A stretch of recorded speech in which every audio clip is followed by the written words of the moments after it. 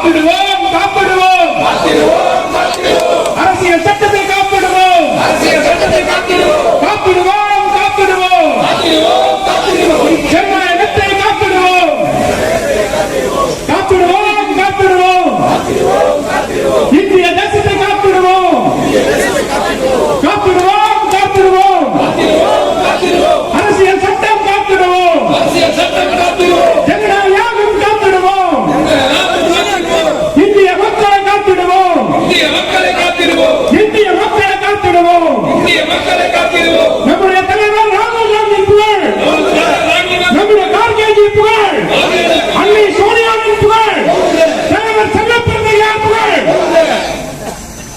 காமராஜர் பிறந்த நாள் விழா,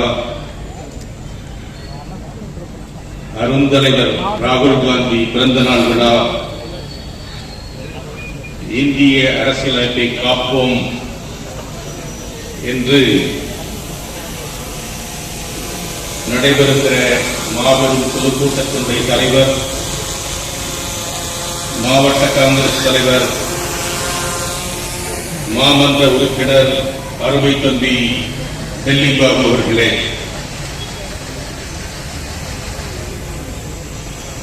இந்த சிறப்பு வாய்ந்த நிகழ்ச்சியில் கலந்து கொண்டு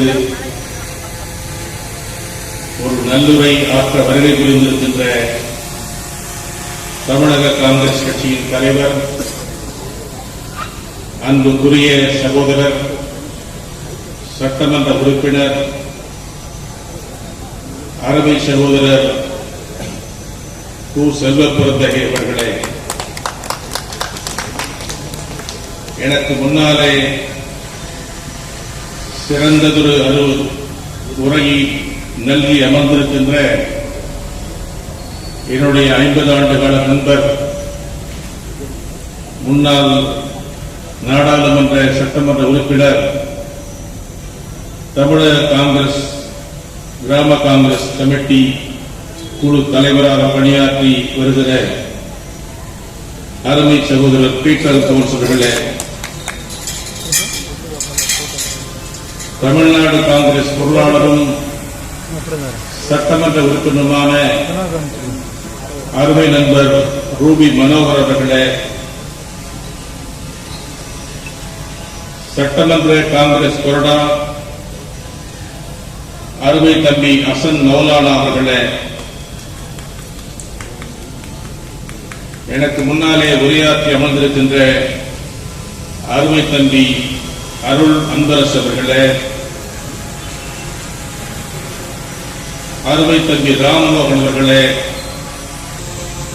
இந்த சிறந்த நிகழ்வை நிகழ்த்திக் கொண்டிருக்கிற அருமை தம்பி திலீப் அவர்களை, அவரோடு இணைந்து பணியாற்றுகிற மாவட்ட காங்கிரஸ் நிர்வாகிகளை,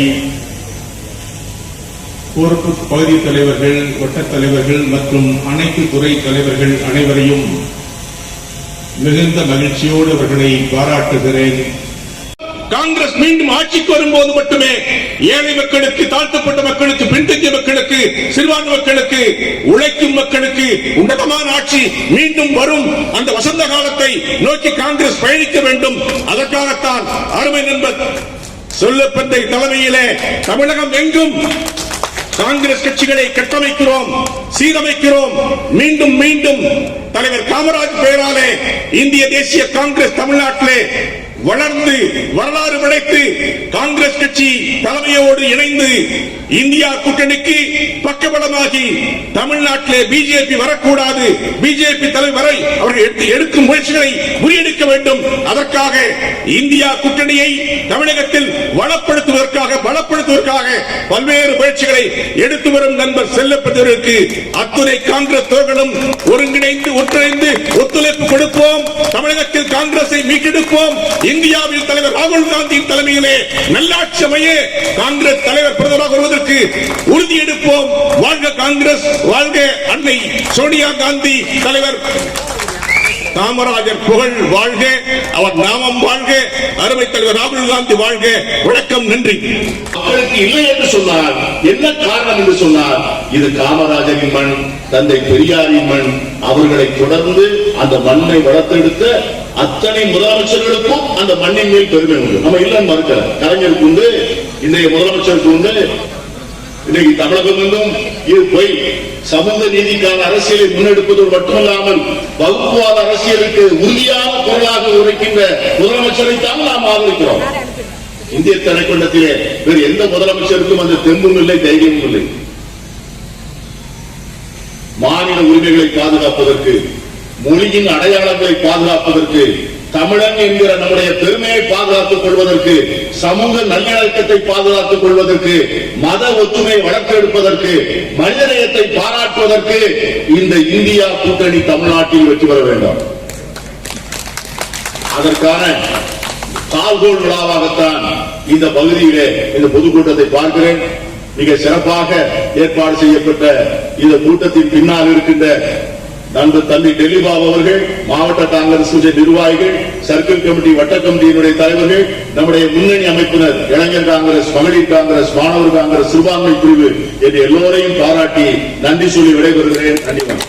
பெருந்தலைவர் காமராஜருடைய பிறந்தநாள் விழாவும் இந்திய அரசியலமைப்பை பாதுகாப்போம் என்ற தலைப்பில் உரையாடி அமர்ந்திருக்கின்ற எங்களுடைய மேனாள் தலைவர், மேனாள் ஒன்றிய அமைச்சர் அண்ணன் தங்கபால் அவர்களே, மேனாள் சிறுபான்மை ஆணையத்தின் தலைவர், சட்டமன்ற நாடாளுமன்ற உறுப்பினர், கிராம கமிட்டியின் சீரமைப்பு தலைவர் அண்ணன் பீட்டர் அல்போன்ஸ் அவர்களே, இந்த நிகழ்ச்சியில கலந்து கொண்டு சிறப்பித்துக் கொண்டிருக்கின்ற எங்களுடைய மாநில பொருளாளர், சட்டமன்ற உறுப்பினர் டாக்டர் ரூபிஆர் மனோகரன் அவர்களே, எங்களுடைய சட்டமன்ற உறுப்பினர், சட்டப்பேரவையின் கொறடா JM ஹசன் மௌலானா அவர்களே, இந்த நிகழ்ச்சியில கலந்து கொண்டு சிறப்பித்துக் கொண்டிருக்கின்ற வழக்கறிஞர் அலீம் அல் புகாரி அவர்களே, திரு GK தாஸ் அவர்களே, மரியாதைக்குரிய திருமதி இமயா கக்கன் அவர்களே, திரு ஜோதி அவர்களே, நெடுஞ்செழியன் அவர்களே, துரைராஜ் அவர்களே, குமார் அவர்களே, திரு தன்ராஜ் அவர்களே, காலையிலே பெருந்தலைவர் காமராஜருக்கு கடலூர் மாவட்டத்தில் மலரஞ்சலி செலுத்திவிட்டு அவருடைய புகழ் பாடிவிட்டு ஐயா இளைய பெருமாளுடைய மணிமண்டபத்தை துவக்கி வைத்துட்டு உங்களில் ஒருவன் ஸ்டாலின் என்ற ஒரு திட்டத்தை மாண்பு முதலமைச்சர் அவர்கள் தொடங்கி வைத்தார். அதிலும் கலந்து கொண்டு மதியம் தொடர் வண்டியை பிடித்து மாலை வந்தோம். தாமதமாக வந்ததற்கு நீங்கள் பொறுத்து கொள்ளுமாறு கேட்டுக்கொண்டு, இப்படிப்பட்ட மாவட்ட தலைவர்கள் தமிழ்நாடு முழுவதும் இருந்தால் நம்முடைய கட்சி எந்த அளவிற்கு வளரும் என்பதை நான் உங்களிடமே விட்டு விடுகிறேன்.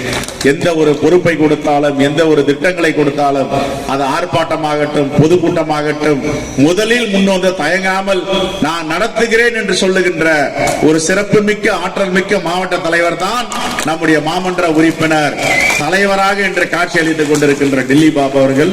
இன்னும் அவர் உயர வேண்டும்.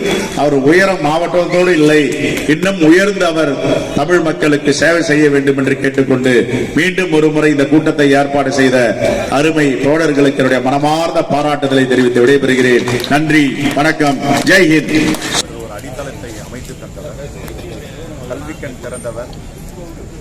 ஆனால் அவரை யாரெல்லாம் அழிக்க வேண்டும் நினைத்தார்களோ அவர்களெல்லாம் இன்று தலையில் தூக்கி வைத்து கொண்டாடுகின்ற காலமாக இது மாறிவிட்டது. இதுதான் காங்கிரஸ் பேரியக்கத்தினுடைய வெற்றி. இதை புரிந்து கொண்டால், புரிந்து கொள்பவர்கள் இதை புரிந்து கொள்ள வேண்டும். புரிந்து கொண்டால் நல்லது. இதே போன்றுதான் எங்களுடைய காங்கிரஸ் தலைவர்களை இன்னும் 100 ஆண்டுகளுக்கு பிறகும் அவர்கள் கொண்டாட வேண்டிய காலம். காங்கிரஸ் பேரியக்கம் என்பது அரசியல் அதிகாரத்தை கைப்பற்றுவதற்கான இயக்கம் அல்ல. இந்தியாவில் ஒற்றுமையையும் இந்திய தேசத்தை கட்டமைப்பதற்கான எல்லோருக்குமான காங்கிரஸ் பேச்சு. அதை புரிந்து கொள்ளுகின்ற காலம் முந்தின தினம் பென்ஷனை கொடுத்தது. அதுக்கு முன்னால் 12ஆம் தேதி குடியாத்தல் நடந்தது. அதுக்கு முன்னாடி கன்னியாகுமரி, திருநெல்வேலி, தென்காசி, தூத்துக்குடி, அடுத்த வாரம் மதுரை, திருச்சி, திண்டுக்கல், தேனி திட்டமிட்டிருக்கோம். அதுக்கு அடுத்த வாரம் நாமக்கல், தருமபுரி, கிருஷ்ணகிரி, என்று பல மாவட்டங்களுக்கு செல்ல இருக்கிறோம். தேர்தல் வேலையை நாங்கள் எப்போது துவங்கிவிட்டோம். சார், நடிகர் விஜய் வந்து கடந்த 2 நாளுக்கு முன்னாடி வந்து ஆர்ப்பாட்டம் பண்ணியிருக்காரு. களத்துக்கு வந்து முதல்ல சார் சிபிஐ விசாரணை வந்து இப்போ அமைச்சிருக்கீங்க விஷயம் கேட்டிருக்காரு. நான் என்ன கேட்குறேன், ஒரு குற்றம் நடக்குது, தவறு என்று எல்லோரும் உணர்ந்துட்டார். தவறை யாரும் மூடி மறைக்கல. நான் பேப்பரில் பார்த்து தெரிந்து கொண்டேன், தொலைக்காட்சியில் பார்த்து தெரிந்து கொண்டேன் என்று யாரும் இதில் 1% கூட பின்னடைவு ஏற்படவில்லை. உடனடியாக மாண்புமிகு முதலமைச்சர் தன்னுடைய துறை, அவர் வைத்திருக்கின்ற உள்துறை, இந்த தவறு நடந்திருந்தால் நான் வருத்தம் தெரிவிக்கிறேன், இந்த வழக்கு சிபிஐ விசாரிக்க வேண்டும் என்றால் எங்களுக்கு பிரச்சனை இல்லை, சிபிஐ விசாரிக்கட்டும் என்று ஒரு கன்சர்ன் கொடுக்கிறார், சம்மதம் தெரிவிக்கிறார். அதுதான் பெருந்தன்மை, அதுதான் முதலமைச்சர், எல்லோருக்கான முதலமைச்சர். ஒரு டவுட் வந்துருச்சு, சந்தேகம் வந்துருந்தா அந்த சந்தேகத்துக்கு இடமில்லாமல் ஆட்சியாளர்கள் நடந்து கொள்ள வேண்டும். உடனே சிபிஐ விசாரிக்கலாம் கன்சர்ன் கொடுத்துறார், சிபிஐக்கு மாறி போச்சு, அரசு தயவுலையும் ஜீவோ போட்டாங்க. இப்போ உண்மையை வரட்டும். என்ன சொல்றார் மாண்புமிகு முதலமைச்சர், எங்களை உட்பட அது எப்படிப்பட்ட கொம்பனாக இருந்தாலும் உண்மை குற்றவாளிகளை சட்டத்தை முன் நிறுத்தணும். அதுதான் எங்களுடைய. சார், எதிர்கட்சியாக இருக்கும்போது சிபிஐ தூத்துக்குடி சம்பவத்தை வந்து ஆரம்பத்தில் சிபிஐக்கு மாத்துறதுக்காக முன் வரல, சிறப்பாக விசாரணை போயிட்டு இருக்கோம். தமிழ்நாடு போலீஸ் மேல நம்பிக்கை இல்லையான்னு சொன்னாங்க. இருந்த போதில் ஜனநாயக சக்திகள் ஒன்றிணைந்து அந்த தூத்துக்குடி ஸ்டெர்லைட்டுக்கு எதிரான போராடின பல இயக்கங்கள் சிபிஐ விசாரிக்கிறாங்க. அதுக்கு எல்லோரும் சேர்ந்து நாங்களும் குரல் கொடுக்கணும். ஆனால் ஒரு விஷயம், இதுக்கு முன்னாடி இருந்த முதலமைச்சர்லாம் சிபிஐ வானத்திலிருந்து குதிச்சதா? சிபிஐ தான் விசாரிக்க முடியுமா? அவர்களுக்குன்னா 12 அறிவு இருக்கா, 4 கால் இருக்கான்னு கேட்ட முதலமைச்சர்களும் இந்த நாட்டில் இருக்க தான் செய்யும் தமிழ்நாடு. ஆனால் இதை ஒற்றுக்கொண்டு தப்பு நடந்திருக்கு, குற்றவாளிகளை யார் வேண்டுமானாலும் சட்டத்தை முன்னிறுத்தலாம். தமிழ்நாடு போலீஸாக இருந்தால், சிபிஐ இருந்தாங்க, சம்மதம் தெரிவித்து அதுக்கு இசைவு கொடுத்தது தான் வரவேற்கிறது. இதை எந்தவித அரசியலாக மாற்றாமல் தன்னுடைய காவல்துறை தான் உயர்ந்த காவல்துறை, தமிழ்நாட்டு காவல்துறை, அதை மாற்றுக்கிறது இல்லை. ஸ்காட்லாந்துக்கு நிகரான காவல்துறை தான். ஏதோ ஒருவர் தப்பு பண்றாருன்றதுக்காக என்டையர் போலீஸ் டிபார்ட்மெண்ட்டை குறை சொல்ல முடியாது. சில நேரங்களில் இப்படி நடக்குது. ஆனால் அதே நேரத்தில் இதை ஒப்புக்கொள்வதற்கு பாருங்க, குற்றம் நடந்திருக்கிறது, அதுதான் பெருந்தன்மை.